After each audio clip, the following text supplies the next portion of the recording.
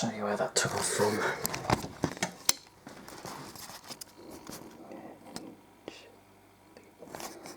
Yeah, it was the H175.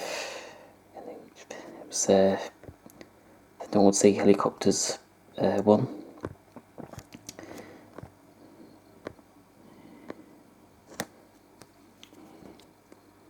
Yep. That just took off from Teesside Airport.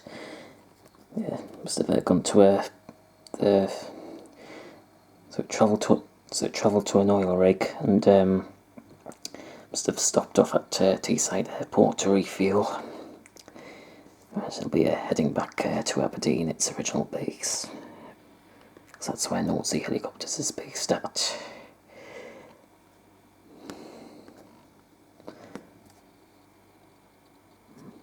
Yep. The reg is G-NHVA. It's a G-NHVA.